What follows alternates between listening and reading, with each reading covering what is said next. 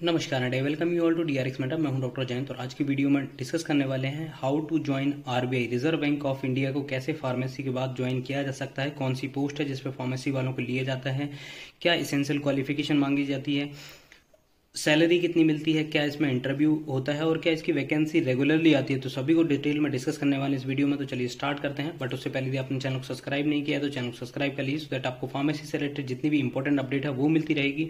और आप ज्वाइन कर सकते हैं हमारे चैनल को। मात्र 29 रुपीज में आपको मिलेंगे प्रीवियस ईयर के फार्मासिस्ट के क्वेश्चन पेपर, जैसे कि आरआरबी, सीजीएचएस, ईएसआईसी के, और आपको जो मेरे द्वारा एमसीक्यू सॉल्व कराए जाते हैं उनकी पीडीएफ भी आपको अवेलेबल कराई जाएगी। Additionally you can also visit to our community section, जहां पर आपको मिलेंगे more than 500 question related to pharmacist, जो कि ऑलरेडी प्रीवियस ईयर के फार्मासिस्ट में पूछे जा चुके हैं क्वेश्चन पेपर में। और डेली मैं 3 क्वेश्चन अपडेट करता हूं। 2 क्वेश्चन फार्मा से रिलेटेड होते हैं, एक नॉन टैक्स से रिलेटेड होता है। यहाँ से आप देख सकते हैं which state is set to develop the Konark sun temple complex. तो इस तरह के जो प्रीवियसली पूछे गए हैं, जैसे प्रीवियसली हम बात करें रेलवे फार्मासिस्ट में, तो सतपुड़ा जो टाइगर रिजर्व है उसके बारे में पूछा था कि वो कहाँ पर कौन सी स्टेट में है। तो ऐसे क्वेश्चन मैं अपडेट करता रहता हूँ। यदि आपको इंटरेस्टेड है तो आप हमारे चैनल को सब्सक्राइब कर सकते हैं और जो भी एमसीक्यूज हैं वो अटेम्प्ट कर सकते हैं। और रिसेंटली एक मैं आपसे थोड़ा सा कमेंट चाहूंगा इसके बारे में। रिसेंटली मैंने एक वीडियो बनाई थी रेलवे फार्मासिस्ट का जो वर्कलोड, एक्चुअल वर्कलोड है, जो कि मैंने ऑलरेडी फेस कर चुका हूं और जो मेरे कोलीग फेस कर रहे हैं, उनसे रिलेटेड मैंने यहाँ पर डिस्कस किया था, जो कि लोगों को बहुत ज्यादा कमेंट आया कि उसमें नेगेटिव आप बता रहे हैं। बल्कि मैंने नेगेटिव नहीं बताया, एक्चुअल जो वर्कलोड होता है उसके बारे में बताया हुआ है, प्लस उसको कैसे रेक्टिफाई कर सकते हैं उसके बारे में बताया गया। तो आप अपने सजेशन जरूर दीजिएगा कमेंट में कि एक्चुअल चीजें बताना सही है कि नहीं है। यदि आपको वो गलत लगता है तो I will not share in next videos. तो चलिए स्टार्ट करते हैं। आज की वीडियो में डिस्कस करेंगे सबसे पहले आरबीआई फार्मासिस्ट के बारे में। तो यहाँ पे आप देख सकते हैं advertisement for engagement of pharmacist in bank. तो रिजर्व बैंक में प्रीवियसली जो नोटिफिकेशन आया था उसके बेसिस पे मैं आपको बता रहा हूँ। तो यहाँ पे आप देख सकते हैं 25 वैकेंसीज आई थी। तो सबसे पहले जानेंगे कि क्या एसेंशियल क्वालिफिकेशन मांगी जाती है। तो यहाँ पर आप देख सकते हैं एजुकेशन क्वालिफिकेशन में है मेट्रिकुलेशन और इट्स इक्विवेलेंट एग्जामिनेशन। तो सबसे पहले आपके पास 12th होनी चाहिए। Applicant should possess minimum qualification of diploma in pharmacy from a recognised university under pharmacy act 1948 से आपका रिकॉग्नाइज्ड होना चाहिए।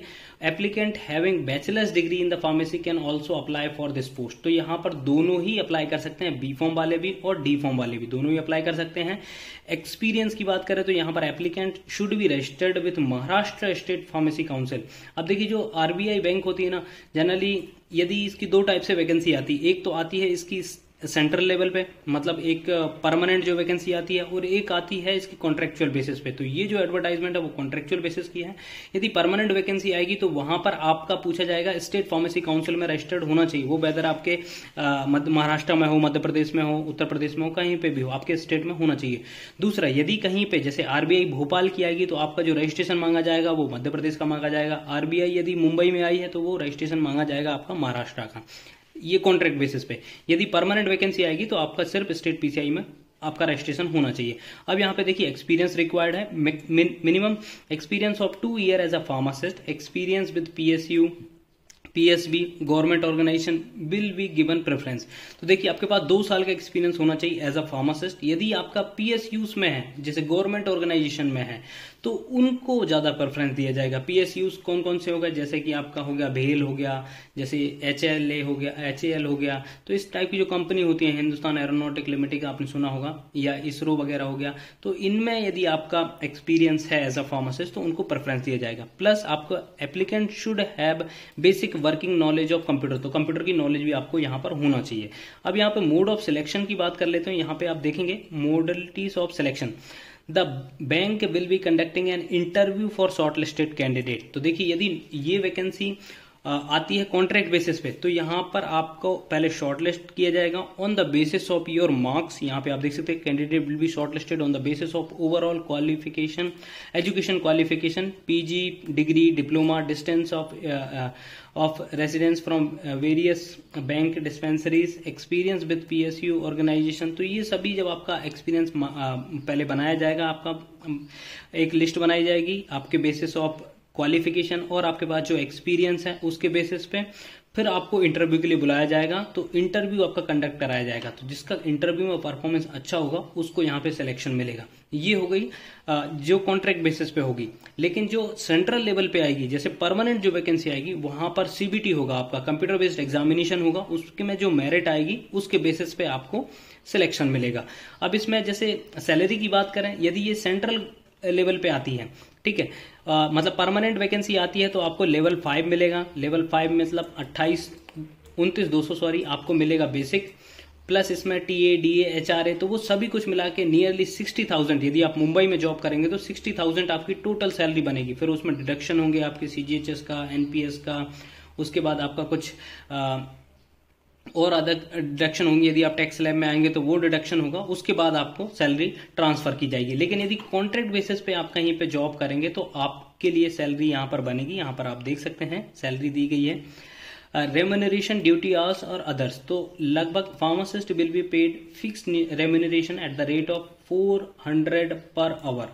मैक्सिमम आपको 2,000 रुपए पर डे के हिसाब से दिए जाएंगे। इस हिसाब से हम यदि कैलकुलेट करें तो लगभग 25 दिन या आपने वर्क किया तो आपको लगभग 50,000 आपकी सैलरी यहां पर बनने वाली है कॉन्ट्रैक्ट बेसिस पे, जो कि सिमिलर है कि आप जब आप वहां पर परमानेंट बनेंगे तो परमानेंट में भी कटपिट के लगभग 50,000, 50 to 54,000 आपके इन हैंड बैंक में क्रेडिट होगी। सिमिलर यहाँ पे 50,000 मिल रही है। लेकिन इसका डिसएडवांटेज क्या होता है कि ये 240 डेज के लिए ही होती है, इसके अलावा नहीं होती। ये जो कॉन्ट्रैक्ट वाली होती है, परमानेंट तो आपको पता है जब तक आप रिटायर नहीं होते तब तक के लिए होती है, बट जो कॉन्ट्रैक्ट वाली होती है वो 240 डेज की होती है। तो कॉन्ट्रैक्ट में भी आप ज्वाइन कर सकते हैं, जो कि एक बहुत अच्छी अपॉर्चुनिटी होती है कॉन्ट्रैक्ट में। यदि आप लग जाते हैं तो लगभग 50,000 रुपए आपकी सैलरी बन रही है, प्लस और आपको एक्सपीरियंस भी गेन हो रहा है। तो यदि कहीं और जगह आपको आप अप्लाई करेंगे तो कम से कम ये एक्सपीरियंस आपको काम आएगा। ठीक है, नेक्स्ट बात करेंगे। यहाँ पे देख सकते हैं जो प्रीवियसली आई थी ये नोटिफिकेशन 10 अप्रैल 2023 जिसकी लास्ट डेट थी। ठीक है, तो 10 अप्रैल 2023 थी इसकी लास्ट डेट, और वैकेंसीज लगभग 25 आई थी। 2 एससी की थी, 2 एसटी की थी, 6 ओबीसी की थी, 2 ईडब्ल्यूएस की थी, 13 जनरल की थी। ठीक है, कई बार क्या होता है कि जब तक परमानेंट वैकेंसी नहीं आती तब तक इन्हीं को कंटिन्यू किया जाता है। ठीक है, एक बार परमानेंट वैकेंसी आ जाती है तो कॉन्ट्रैक्ट वालों को निकाल दिया जाता है और जो न्यू ज्वाइनी होते हैं उनको डिस्पेंसरीज दी जाती है। अब इसमें पेशेंट किस टाइप के आएंगे, तो इसमें पेशेंट जनरली जो आरबीआई के एम्प्लॉय होते हैं, ठीक है, वही पेशेंट आते हैं। जैसे हम सीजीएचएस की बात करें तो सीजीएचएस में सेंट्रल गवर्नमेंट के जो पेशेंट होते हैं, जो एम्प्लॉयज होते हैं, उनके डिपेंडेंट्स और वो खुद आते हैं। जैसे हम स्टेट गवर्नमेंट की डिस्पेंसरीज की बात करें, हॉस्पिटल की बात करें, तो उनमें जनरल पॉपुलेशन आती है। जैसे कोई एक तहसील में है तो जितने भी तहसील के उस गांव के हैं, या फिर कोई मध्य प्रदेश का है तो वो वहां पे इलाज करा सकता है। लेकिन जब कोई आरबीआई फार्मासिस्ट बनेगा तो सिर्फ जो आरबीआई का एम्प्लॉय ही वहां पर आएगा। जैसे कि रेलवे फार्मासिस्ट में होता है, तो रेलवे में क्या होता है, रेलवे के जो एम्प्लॉय होते हैं प्लस जो रेलवे के पैसेंजर्स होते हैं जिनको यदि कोई प्रॉब्लम होती है ड्यूरिंग बोर्डिंग, तो वो पेशेंट वहां पे आते हैं। इसलिए आरबीआई की एक जॉब भी ठीक हो सकती है, क्योंकि यहां पर सिर्फ आरबीआई के एम्प्लॉय ही आएंगे और उनके डिपेंडेंट आएंगे। ठीक है, तो ये हो गया। अब इसमें यदि हम परमानेंट की बात करें तो परमानेंट में फैसिलिटीज और क्या क्या मिलेंगी। परमानेंट में जैसे कि आपको मिलेगा एलटीसी मिलेगी, आपको साल में एक बार इंडिया टूर के लिए जो 3rd AC या फिर इकोनॉमिक क्लास की एयर फेयर मिलता है। दूसरा यदि बात करें इसमें एक जो फैसिलिटी होती है चाइल्ड एजुकेशन अलाउंस मिलता है। चाइल्ड एजुकेशन अलाउंस क्या होता है कि उसमें आपके 2 बच्चे तक आपको 27,500 पर बच्चे पर ईयर मिलता है। तो लगभग यदि आपके 2 बच्चे हैं तो 54,000 आपको उनको पढ़ाने का मिलता है, मतलब पहली से लेके उनकी 12th तक की एजुकेशन तक का।